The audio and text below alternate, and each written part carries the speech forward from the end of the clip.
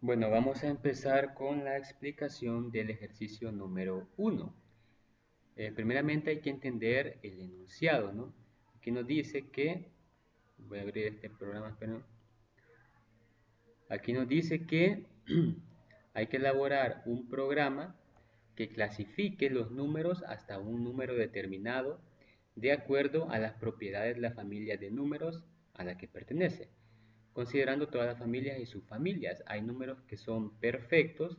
Los números perfectos son aquellos que son iguales a la suma de sus divisores. Están los números abundantes. Los números abundantes son aquellos que son menores que la suma de sus divisores. Están los deficientes. Los deficientes son aquellos números que son mayores que la suma de sus divisores, ¿verdad? Los casi perfectos son aquellos que son que la suma de los divisores es uno menos el número. Y finalmente los multiperfectos son aquellos que la suma de los divisores es algún múltiplo del número.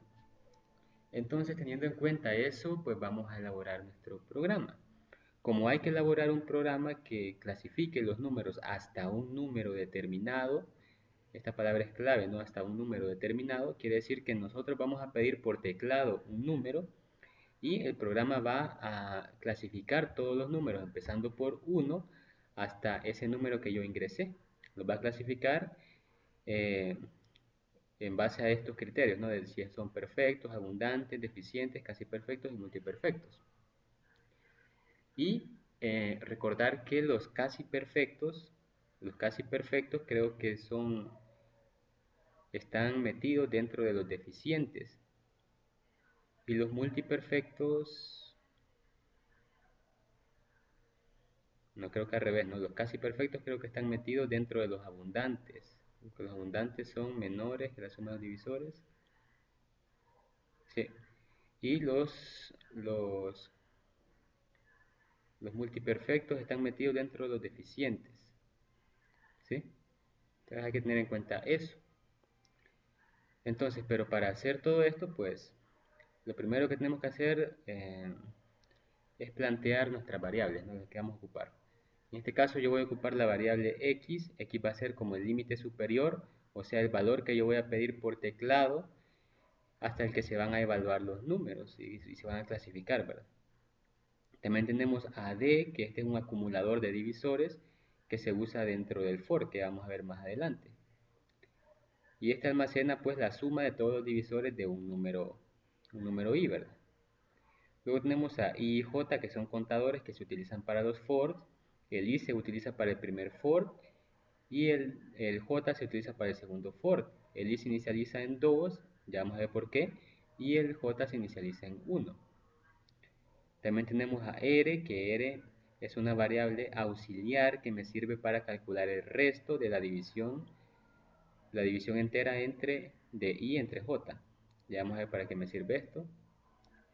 Entonces, ya que tenemos aquí las variables, vamos a empezar con el programa. Empezamos acá, el inicio siempre, no puede faltar inicio. Luego leemos los datos, aquí escribimos las variables, ¿no? Leemos todas las variables, x, ad, y, j y r. Luego, como x es un dato de entrada, lo vamos a pedir por teclado. Entonces aquí pedimos r, pedimos x, pero este valor de x hay que validarlo porque el usuario puede ingresar un valor que no sea válido. Por ejemplo, puede ingresar 0, puede ingresar menos 2, menos 3. Entonces no me interesa que ingrese los valores porque el programa no va a funcionar. Entonces necesito que ingrese un valor que sea positivo, ¿no? Un número entero positivo que puede ser 1, 2, 3, cualquiera, ¿no? Entonces la condición, vamos a usar un do while, un do while. Entonces por eso es que este dato de entrada x está dentro de una estructura repetitiva, que este rombo corresponde a la condición de un do while. Y ojo que aquí se me olvidó, aquí puse x menor que 1, pero la condición es menor o igual. No, perdón, aquí sí está bien, menor que 1, aquí sí está bien.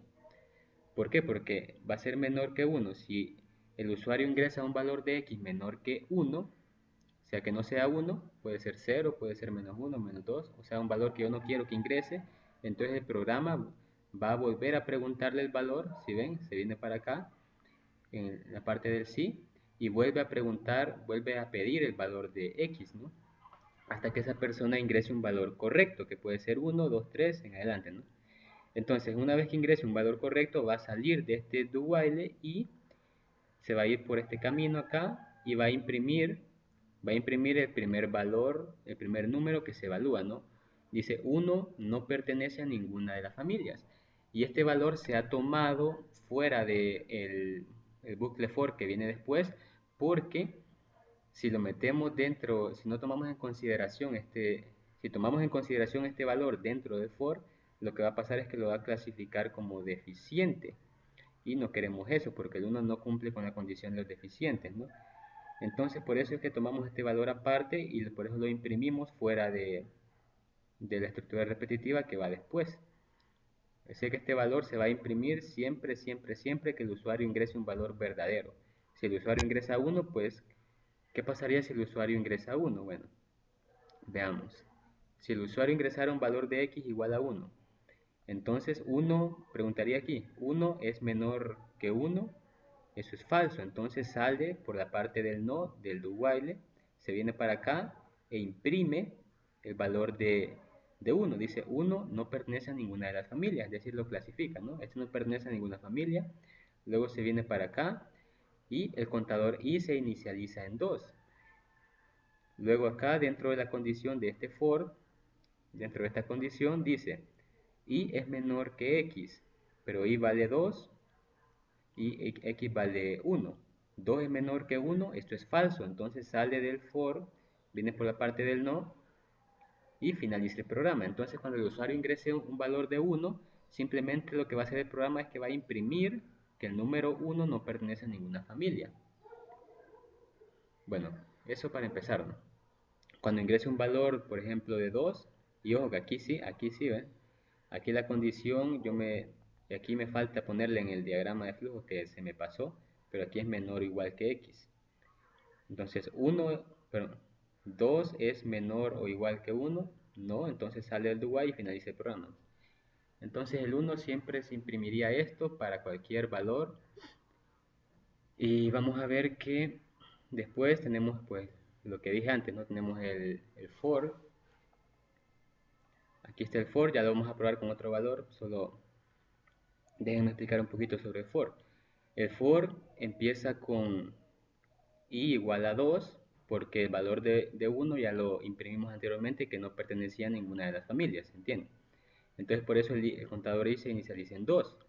Luego la condición dentro de for es que i tiene que ser menor o igual que x.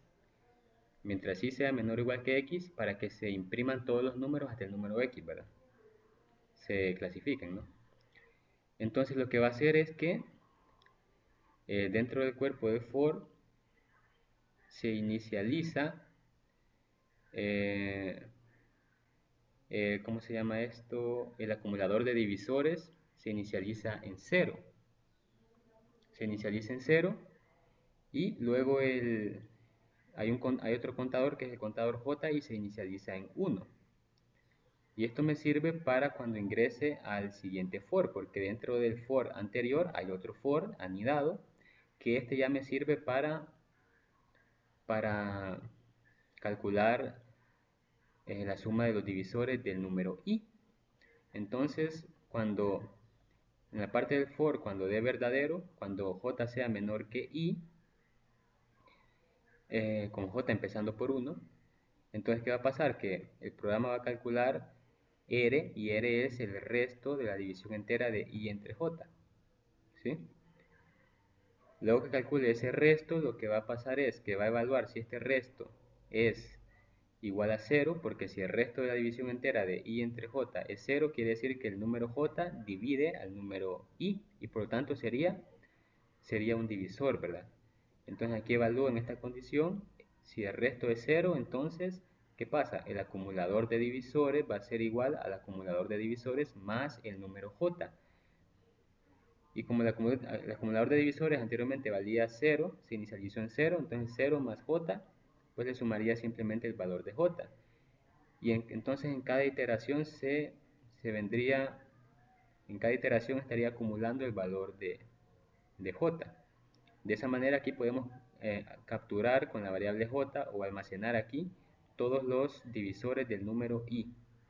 Para eso funciona esta parte, ¿cómo se llama? Este for interno, ¿no? Que el for interno, aquí está la condición, pero antes está inicializado, ¿no? Todo esto corresponde al for interno.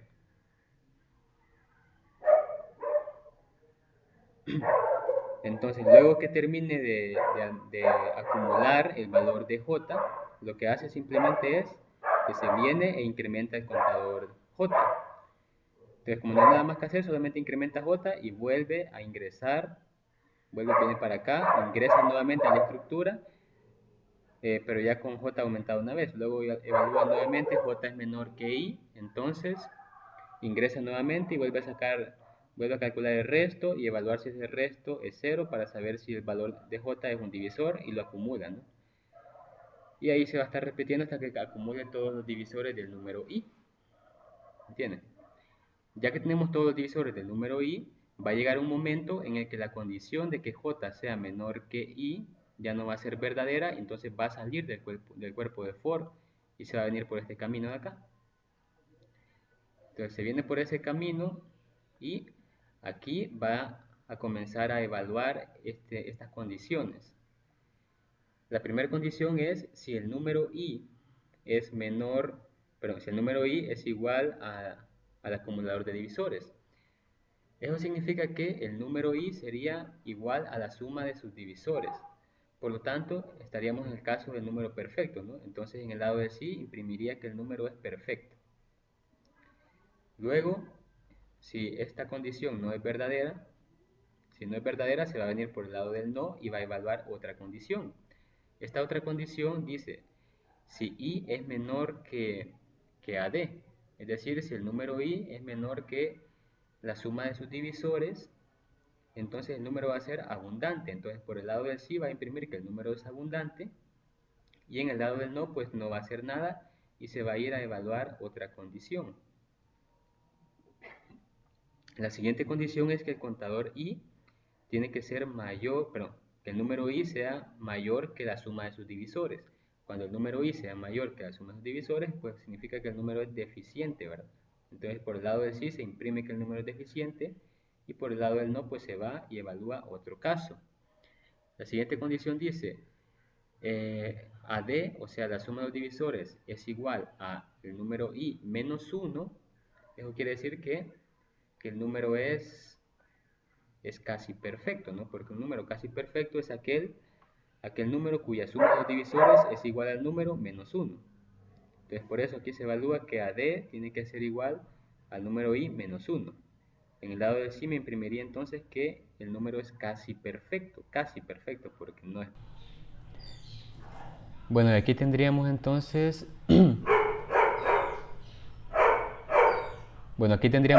la última condición. La última condición dice que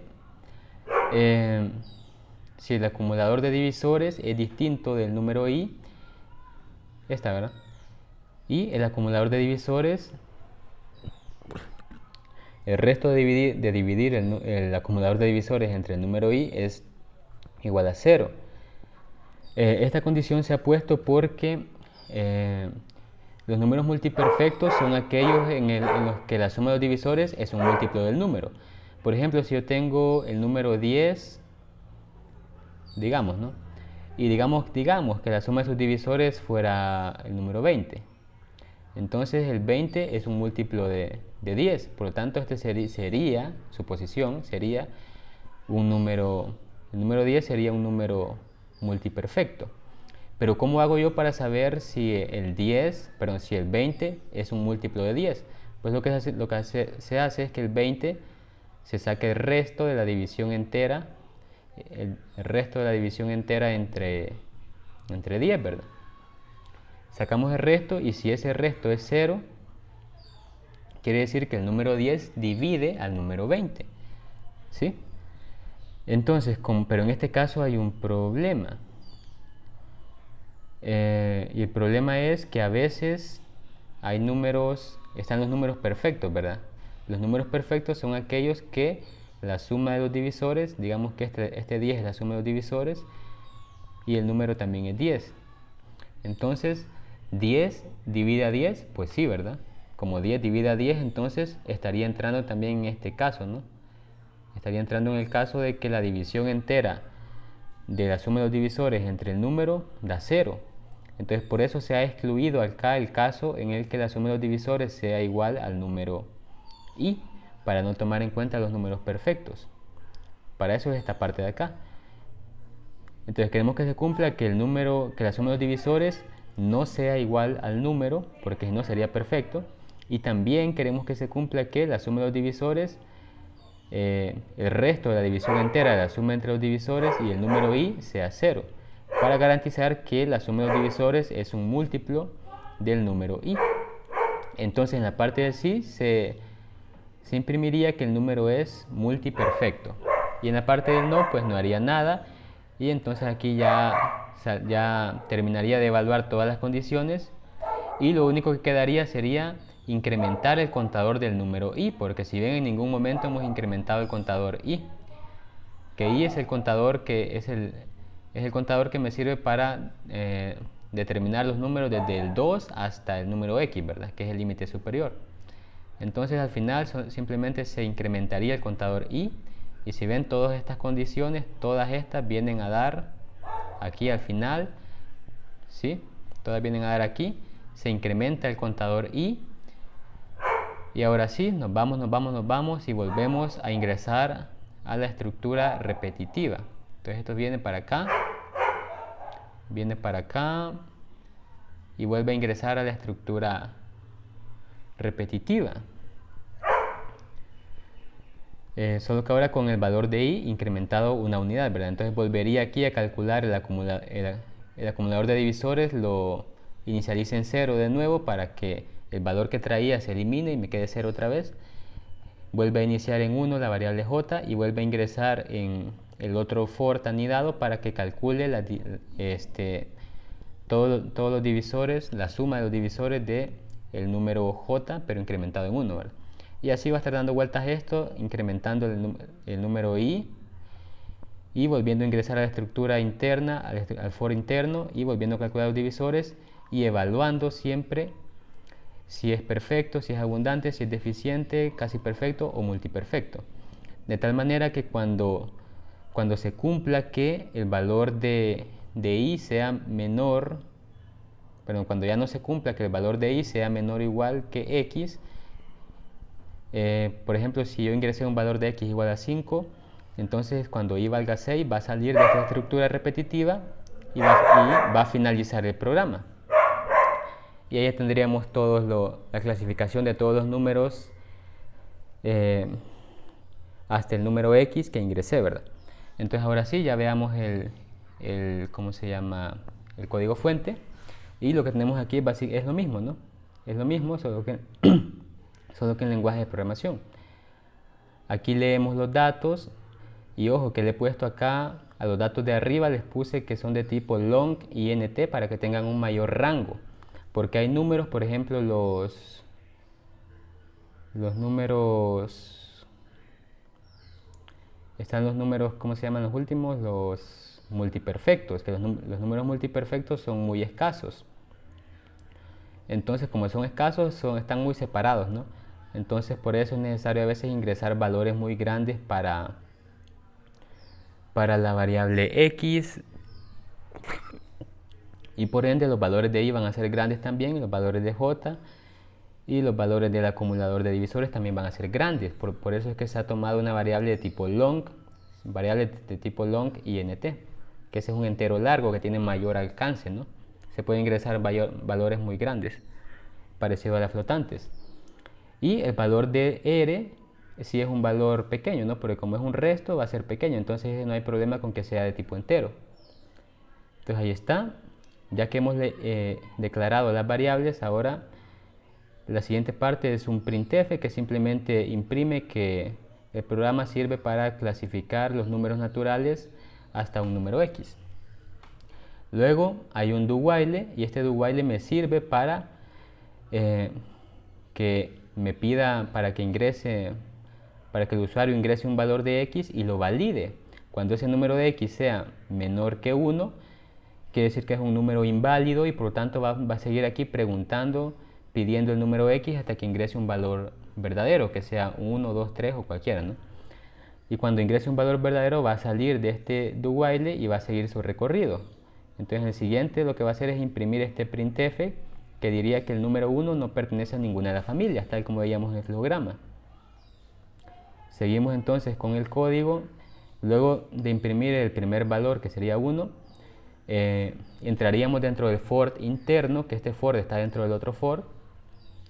Este for se inicializa en i igual a 2 y se va a cumplir mientras que i sea menor que x. Y perdón, que este es el primer for, ¿verdad? Ya me había confundido, pero este es el primer for.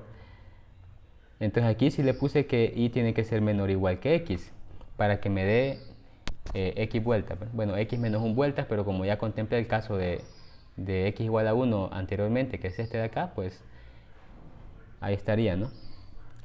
Entonces aquí dentro de este for lo que va a hacer es que va a sacar el resto.